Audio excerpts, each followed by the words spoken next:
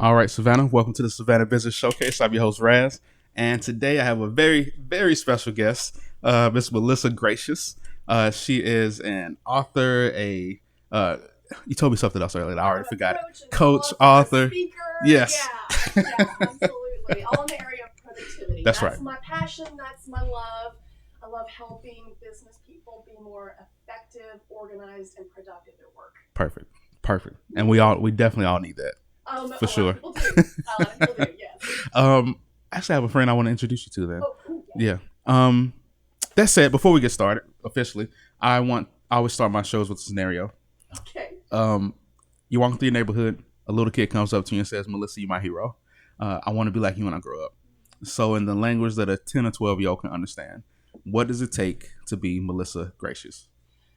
I would look at that 10 or 12-year-old and say, find something that interests you in school, learn everything that you can about it, and transform the things that excite your brain into things that will excite your life and your job and your work forever. That's what I would tell them, because although not everyone can follow their hobbies, for example, I think we can all follow our intellectual passions. 100%. Mm-hmm. 100%. And I can tell you have that passion for what you do. I do. Yeah. I do. I love it. It's such a thrill, Razz, to take someone who is throwing more hours at their problems at work and frustrated and leaving work feeling like they got nothing done during the day, and coaching that person to be someone who feels successful and effective and satisfied at work. So it's such a thrill. Yeah. So what do you see most people, what's the main problem most people have? What's the major issue you see in most people? Good question. The major issue is people are not pulled aside necessarily when we are in school and taught how to manage our tasks and our time. It is assumed, you made it through school, you got into college, you must be very, very effective at keeping yourself focused and motivated and getting things done. That we just are going to assume that that's all good. Yeah. But that's an incorrect assumption. I'm seeing more and more of it in education nowadays, which is wonderful. Kids are being taught about the tools of task management, how to manage a calendar, how to manage their assignments. But a lot of us weren't, and some of us still aren't in our schools. So the one thing I see that is the biggest problem are folks who simply don't know how to get things done other than to drop everything and do the tasks as it arrives to them. You get an email, you drop everything and you attend to it. You get a phone call, you drop everything and you answer it. People don't know how to organize their priorities, how to keep a list. And it can be as simple as a well-functioning task list where we can schedule things out, but we don't need to drop everything, for example, to do a task that isn't relevant for 3 months for fear that we're going to forget about it. So task management is the single biggest problem that my clients come to me to solve. I love that. Do you see a lot of people with it's a book called the EMyth by Michael Gerber. Yep. And he says something in it. I think it's what's the word I'm looking for? It's something by, anyway, it's like instead of just hiring somebody to do things for you, right, and managing that person, you just give all those tasks to another person. Do you ever run into people like that? Empowering them to do those things. Yes. When I'm working with someone like a business owner or an executive who has an administrative support function, either a person or a team, there are two ways to manage that relationship. Way number one is demand and response. Demand, ask and get, ask and get, ask and get. And what you just said, it points to the flaw in that methodology, that the administrative support function is just sitting there waiting to be asked to do something. That's how I feel my wife. Is she listening to you? And so your administrative support is just sitting and waiting to receive their instructions. And so they don't process work until you, who are now the funnel in the hourglass, give it to them. And once you give it to them, they will do it, and they will probably likely come back to you and say, is this right? And then you give them more feedback. So that's one model, but it's not the most effective. The most effective model with administrative support is to delegate both tasks, but also authority, some appropriate decision-making authority. And additionally, to instruct the people who support you to look for and respond to, I guess I can call it the triggers of a process. Let me give you an example. I work with a lot of attorneys, but the attorney I'm thinking of right now, she is a corporate attorney handling employment litigation for a large company. Okay, you got the picture here? And in her email, the trigger, the starting point of a process is that she will get an email from the EEOC, the Equal Employment Opportunity Commission. Okay, so she gets an email, and that triggers a whole process for her and her team. First, and what was happening was this attorney found, she was saying, I can't even take a vacation. I can't even leave work because if I'm not here to start this process, we can be in violation of X, Y, and Z, and I'm not even going to try to name you the laws. But but anyway, she was the trigger for the process. Gotcha. And she was the neck of that hourglass. And part of it, Razz, was that she wanted to be. By training, by the way, I am a psychologist, so I have to go ahead and admit that I have a PhD in psychology. Okay. So I like to work with my clients to find the underlying reasons why they do some of the things they do, because it's, first of all, it's fascinating, and second of all, it helps them address the issues. So she liked the power, I think, a little bit, and we talked about that a lot. I know, right? It's human nature. It doesn't make her a bad person, but she liked being in the loop. She liked initiate. It made her feel in control. So I said to her, look, I'm not here to tell you how to act. I'm just here to tell you the implications of the things that you're doing. And the implication of you being the trigger point in this process is that you can't ever leave. So back to the administrative support.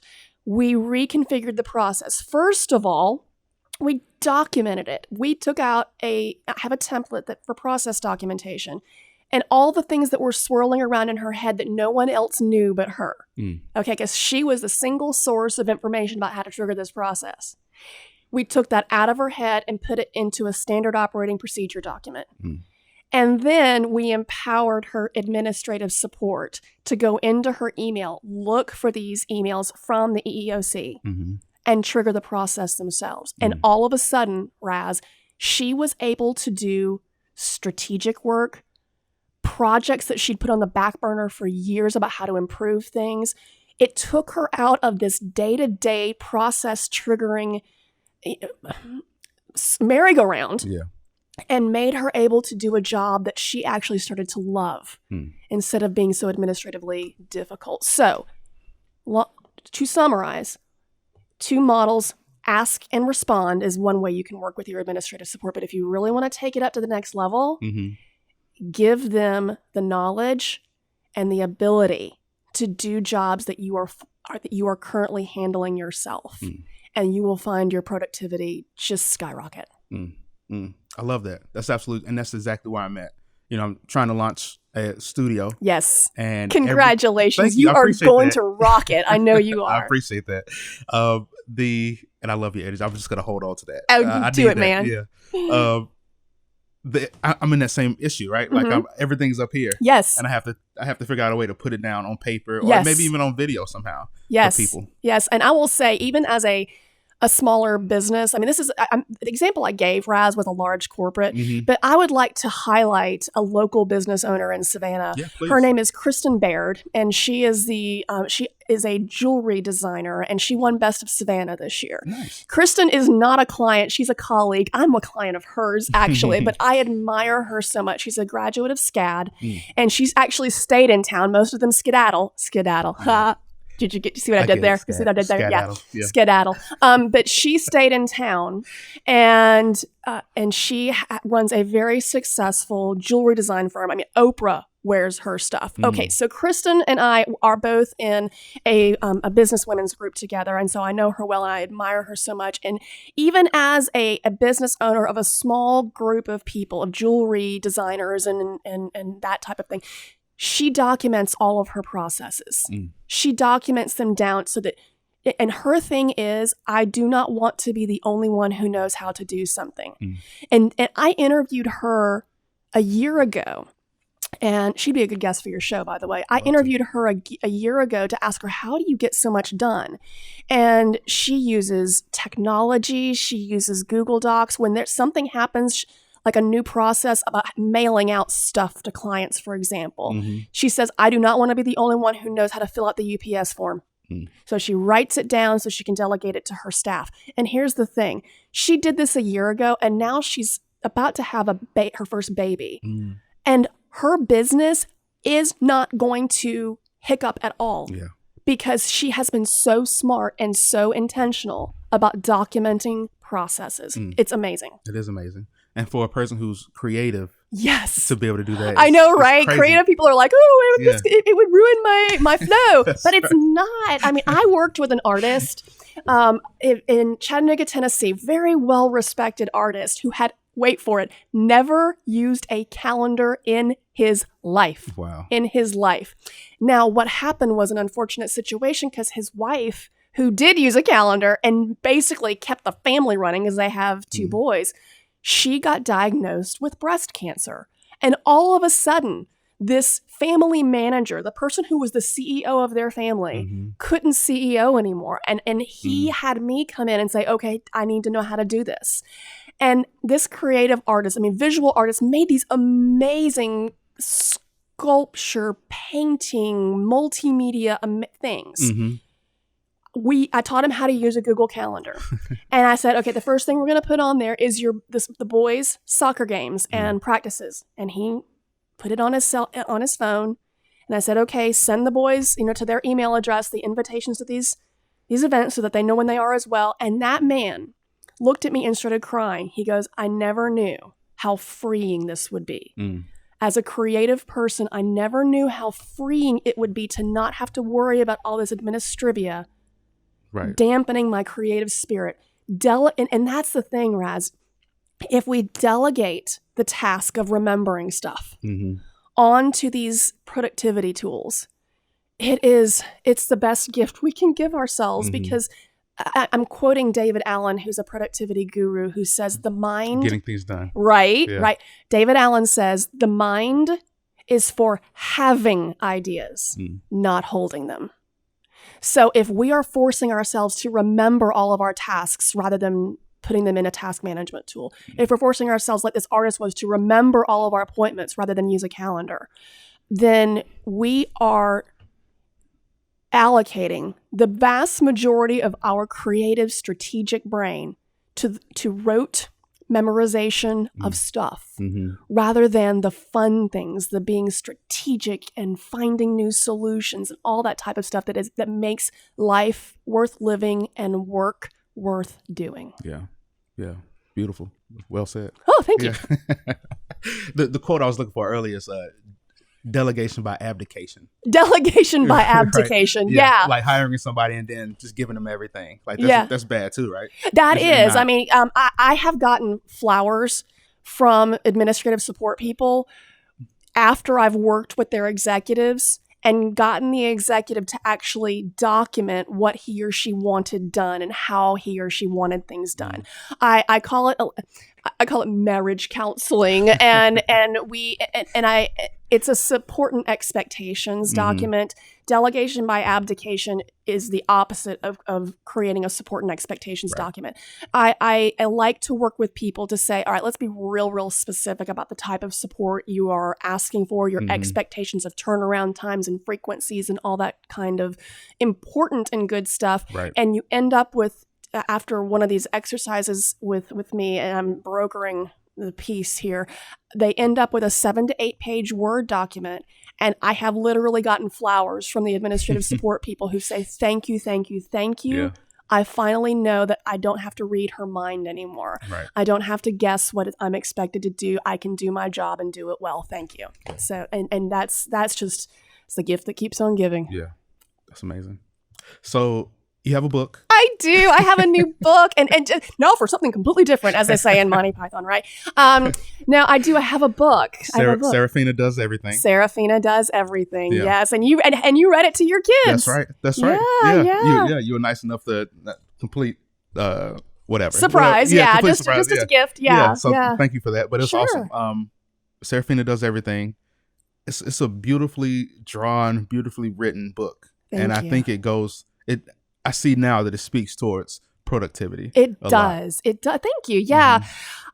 I was giving a talk because I do a lot of traveling for speaking engagements. Like I said, productivity is my passion.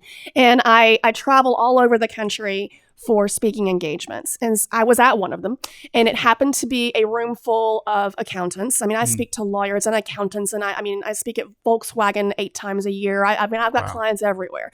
But this just happened to be a room full of accountants, and I was speaking to them on time and task management. Mm-hmm. And one of the participants came up to me during the break, and he said, "You're a great storyteller." And I was like, "Oh, thank you. That's very kind of you." And I was about to move on, and the man like gently touches my shoulder. He goes, "No, you're a great storyteller." Now, after being a little freaked out, we talked a bit more, and that kind man is the CEO of a publishing company for children's storybooks. Wow.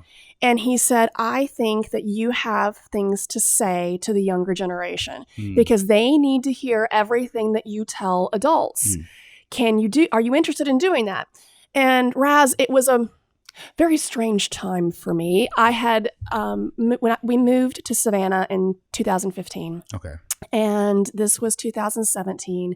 And when I moved to Savannah, I hit the ground on roller skates. I was running everywhere and meeting people, and I just fell in love with this city. I know the feeling. I know, right? Yeah. And but I will tell you, the first year and a half of my time in Savannah, I was running everywhere every day. And in 2017, I was tired, and I had decided I was going to slow down and focus. Yeah. If I hadn't done that, Razz, if I hadn't slowed down, I would have said no to this man talking to me about children's books, because I would have said, "No, doesn't fit within my priorities." And while that might not have been the wrong decision, I will tell you, saying yes was the best thing I've ever done. And Serafina Does Everything is the best thing I've ever done professionally. I found the inner poet that has lain dormant in me since the 4th grade. That was the last time I wrote poetry. And I remember my 4th grade teacher, Mrs. Sapp, just told me, she looked at me, and this older woman in North Georgia looked at me and said, "You're a poet, Melissa. Don't ever forget that." And I did. Unfortunately, I did not follow her advice. I forgot that. But writing Serafina Does Everything brought it back out of me again. And partnering with the National Center for Youth Issues, we released the storybook. Have the most brilliant, amazing illustrator I could ever hope for. She's an award-winning illustrator. She drew the most gorgeous artwork to illustrate Serafina. And the story is this. Serafina is a little girl who does not want to miss out on anything. She doesn't. So she does soccer and ballet and chess club and spelling bee and French club and youth group and all this stuff. And she's running everywhere. Dad is the person who is her taxi, I guess, because there's always the parental taxi. Yep. I've been there. I'm sure you have as well. But in this, Serafina Does Everything. Her dad is her taxi driver, and he's taking her everywhere. And she realizes she's not happy. She's missing out. Something's missing from her life, and she gets sad. And with the help from her father, she realizes that she needs to focus. She needs to pick the things that are most important to her and let some of the other things go. And this beautiful picture that Sue Cornelison drew at the very end of the book, Serafina realizes that she is everything. It's not what she does that makes her everything. It's just what is inside her. I am everything. I get to choose each door. I'm filled with possibility, and right now I don't need more. So that's a realization we can all come to, right, Razz? Yeah. Yeah. Yeah, it really is. It's something I came to recently, just thinking that I wasn't enough. I forget her name, but it's like You Are Enough. You Are Yes, Enough. What's Grace her name? Byers. Is that the book, the author of that book, You Are Enough? Maybe you're talking about something I'm different. talking about somebody else. Okay. I'll think of her name in a little bit, like I always do. Right. But yeah, so yeah, I came to that realization recently, Yes. just thinking that I wasn't enough, that I needed more. I wish I was taller. I wish I was stronger. Man, you know what I'm saying? I wish you I look was a little- good, though. You I look I know I look good, but I'm just saying. I'm just saying, coming from nothing, trying to become something, not knowing anybody here, being young, having a bunch of kids, Yes. interracial relationship, all these different things, Yes. that were kind of holding me down mentally, and I just had to realize like none of that matters. And Is your you wife are. Caucasian? Yeah. Okay, here's something that I haven't announced publicly. Are you ready for it? Yeah. Serafina's mom is Caucasian also. Awesome. Yeah, Okay. She wasn't featured. The mom is not featured in the book. Yeah. But in my mind, so she's she's a little mixed kid. she's a little Awesome. mixed kid too. Yeah, Awesome. isn't that Okay. great? Yeah, it is crazy. Look at that. Crazy. I was meant to be here today, friend. I think you were. Yeah. I think you were for sure. But definitely. We love the book. So like, what do you think you're going to continue writing children's books, or is that just a one and done thing? I hope to continue writing children's books. I loved it. It was, I can't even tell you how fulfilling that was. I love working with my clients. I love speaking and training and coaching. That's fabulous. But putting pen to paper and going through the creative process, that was a gift. That was an absolute gift. And I have in my mind some stories about perfectionism, because that is something I struggle with. I have perfectionism is a huge issue for me.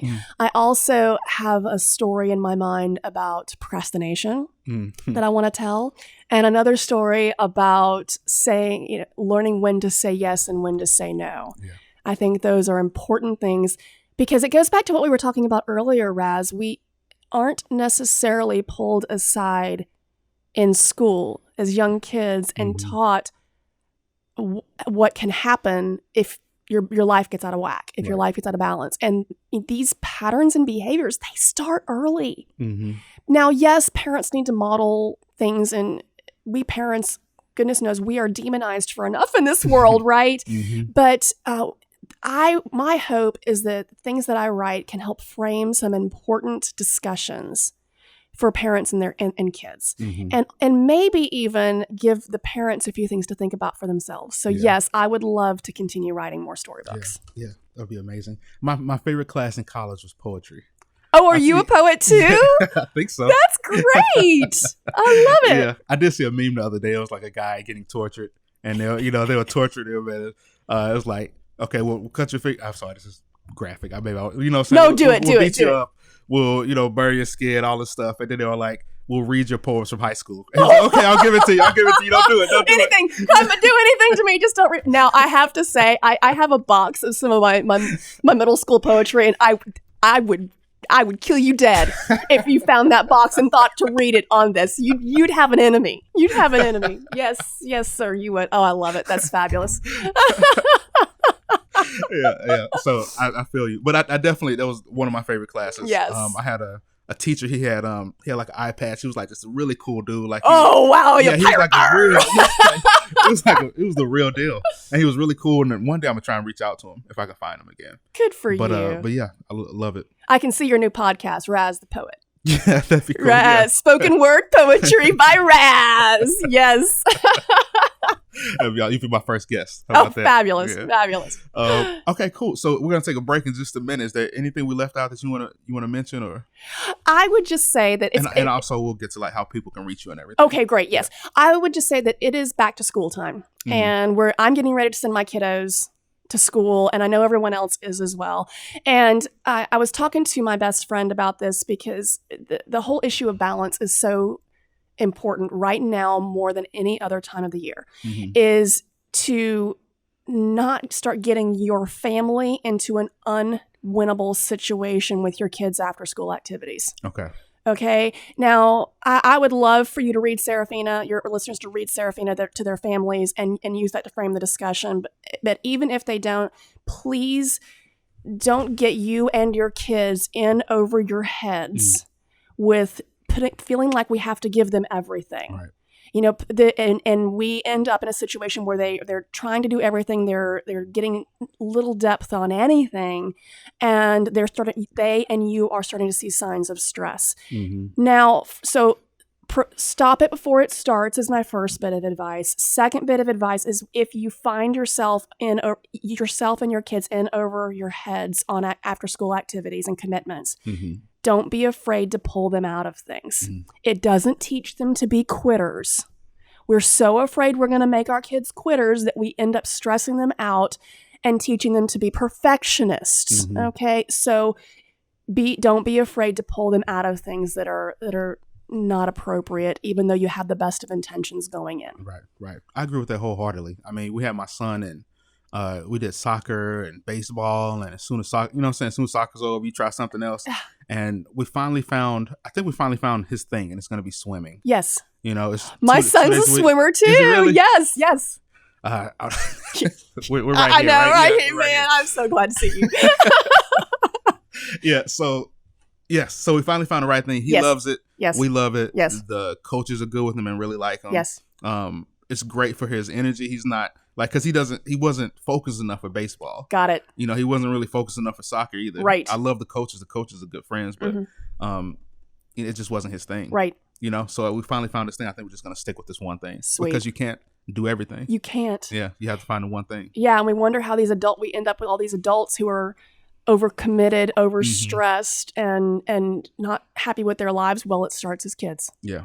So let's teach them that it's okay to say yes and no. That's right. Yeah. My buddy Tyler Edick, a good friend of mine, we do a podcast together. But he explains it's like a T. Like you can have like shallow knowledge in a lot of things, but you have to go very deep in one thing. Yeah. Yes, my daughter will be attending Mercer University in the fall. Awesome. And that is the exact teaching model in the liberal arts education nowadays and they use the T model in one of the parent orientation sessions. So what you're doing is very consistent with the latest and greatest knowledge in higher education. Perfect. Yay, let's do it. I should run a college then. You should. Razz University.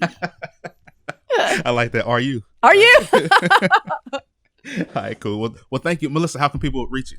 What's the best way? Please reach me on my website. Now, my last name is pronounced Gracious, but it's not spelled the way you may think. So pardon me while we have a little spelling lesson, Razz. It's Melissa, MELISSA, GRATIAS.com. So my last name looks like Gratias, but it's pronounced Gracious. So look me up at melissagracious.com. And I got all my information on my newsletter, my books, my blog, everything. Perfect. All right. So, guys, we're going to take a short break, and we'll come right back to put Miss Gracious through the lightning round, which will be a lot of fun. But right now we have some messages to play for you guys, some upcoming events and stuff like that. It'll be just a few minutes, so hang in there with us, and we'll be right back in just a second. Peace. And welcome back to the Savannah Business Showcase. I'm your host, Razz, and I'm here once again with Miss Melissa Gracious, author of Serafina Does Everything. You can find her at melissagracious.com. So, are you ready for the lightning round? I think so, yes. Okay, so first question. Sure. And I lost it. Okay, you can't ask it then. What did you want to be as a kid, and how does that relate to your current business? The first profession I remember wanting to be as a kid was an astronaut. Okay. Yeah, I mean, don't we all? Yeah, doesn't like every kid want to be an astronaut? I don't know. I wanted to be an astronaut. How does that relate to my current profession? I like to help people take off in their careers. I don't know. I will say, astronauts are people who are very methodical, logical, and disciplined, and that's definitely how I've had to become. But just as a side note, I was not born that way. By every personality test known to psychology, I test out as a flighty, fly by the seat of my pants kind of person who detests making decisions. And early in my career, I learned that does not lead to actually leaving work on time. And I wanted to leave work on time, so I had to go through a lot of self-education and trial and error in order to be the methodical person and disciplined person that I wasn't by personality. So I'm telling you, Razz, if I can do it, if I can be methodical, if I can be disciplined, anybody can. So that's how I think they relate. Next question. I'm ready. Hit me with it. That was good. And I just watched a old movie about the space program, and the first astronauts that went up into the atmosphere and came back down. The first 7 guys who went up, and it was amazing, amazing movie. I didn't know about it. My father-in-law, shout out to him. He's probably not listening to this, but he made me watch it.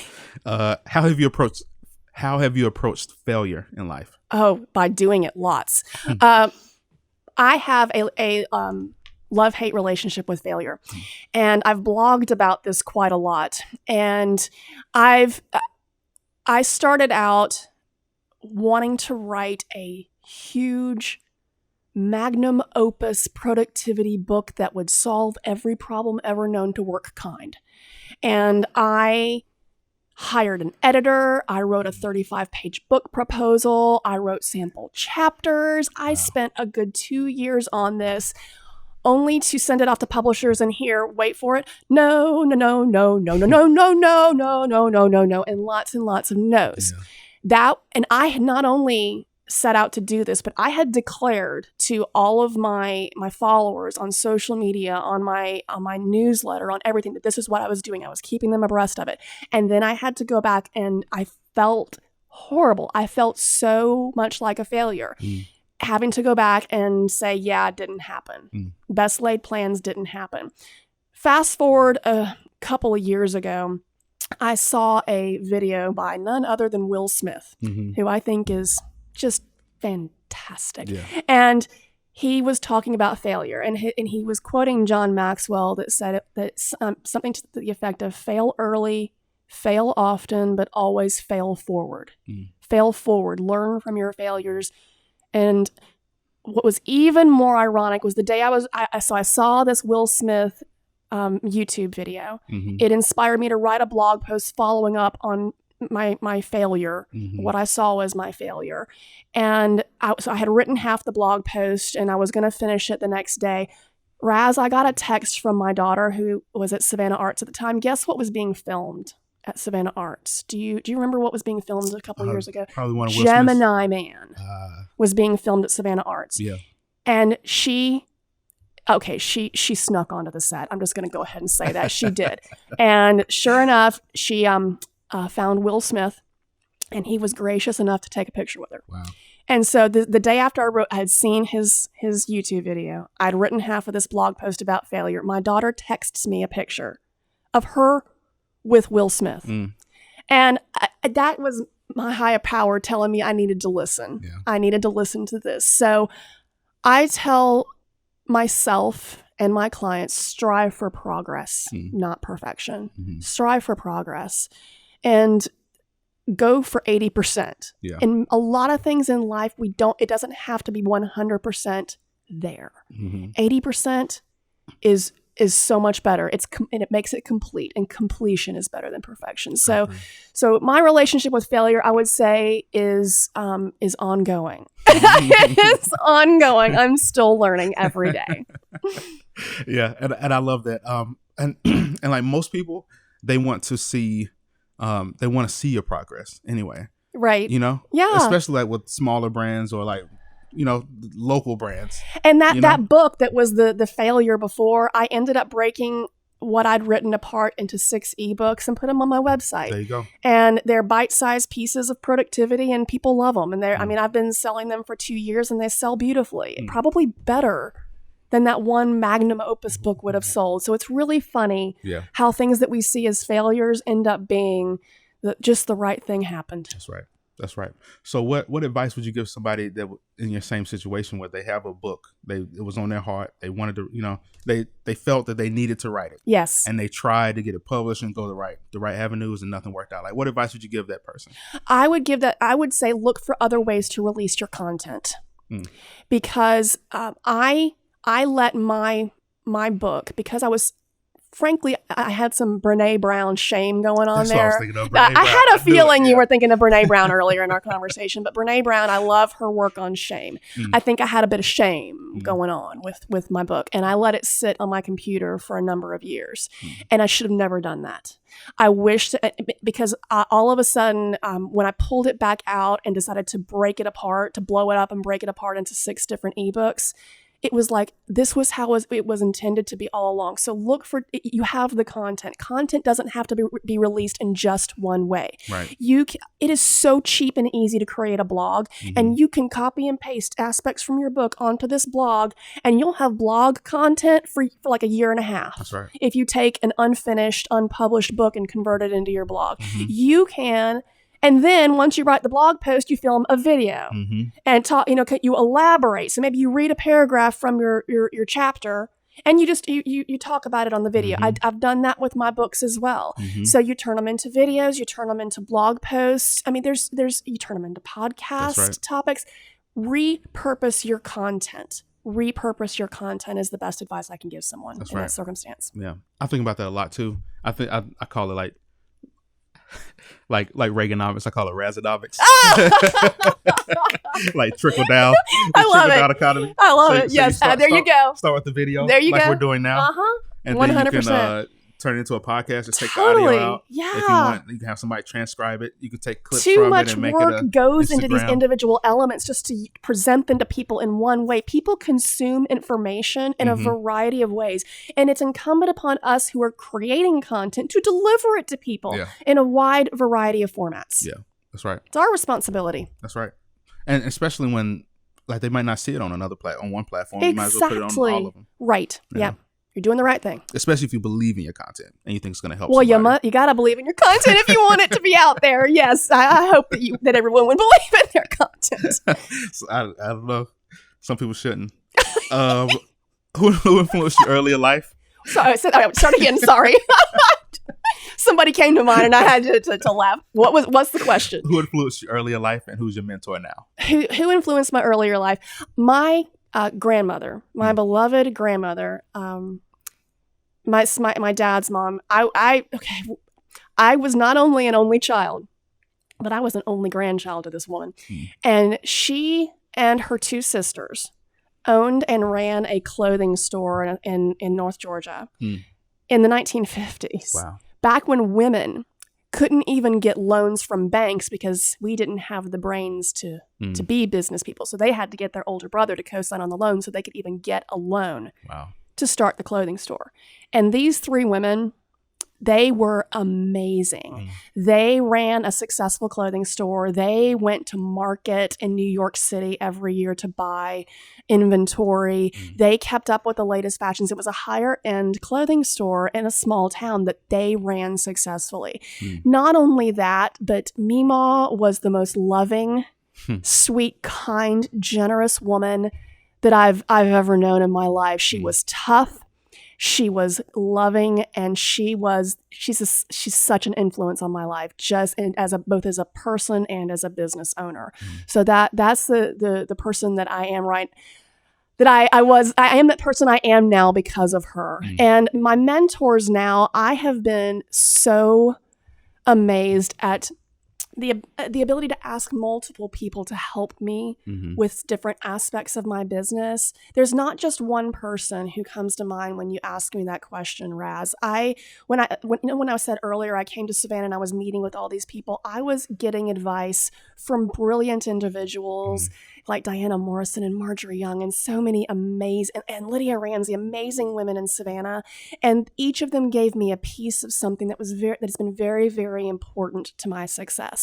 So I prefer to have, if we think about it back in terms of that T that we mentioned earlier, a broad variety of mentors on the top cross of that T to help me with very clear aspects of my business. But there is one person that has been my business coach since 2008, and she's a virtual business coach. Her name's Jen D'Angelo, and she has been the reason why I have tens of thousands of social media followers. She is the reason why I've been featured in national magazines and national radio programs. She has helped me really develop myself as a marketer of my business, because this, when you own your own business, you are the CEO, the chief operating officer, the chief marketing officer, the chief sales person. I mean, you are the janitor. Everything. The janitor. You are everything to your business. I mean, you don't own a business because you like to practice your craft. You own a business because you want to own a business, right?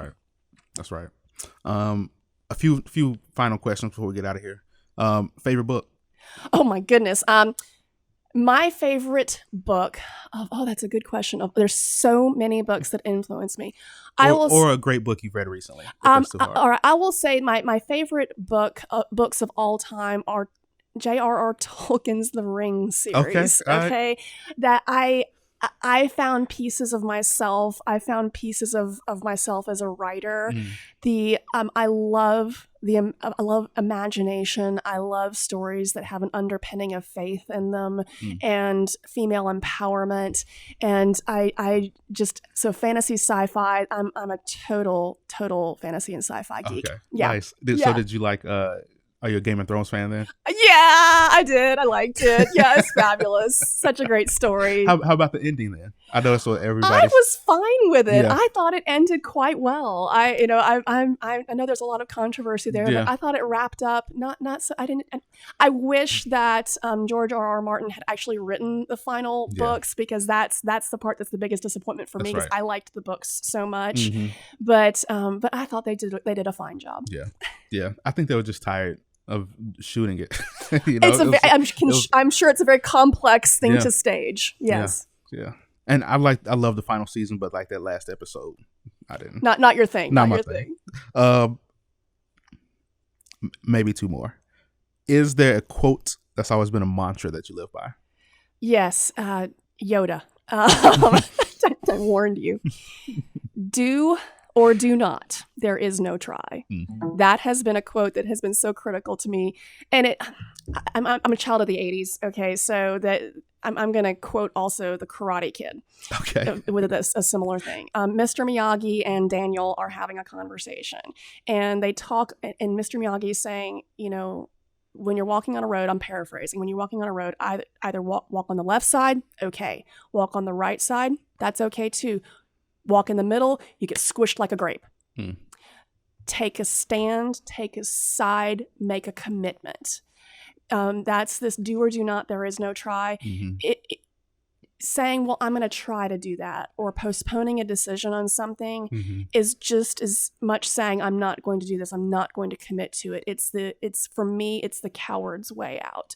Make a commitment, either do something or say no. We're so afraid to say no, Razz, that we end up walking in the middle and getting squished like a grape all the time. So don't be afraid to say no. Don't be afraid to commit. That's the single best bit of, honestly, productivity advice I can give clients, because there's another organizing expert named Barbara Hemphill who said clutter is postponed decisions.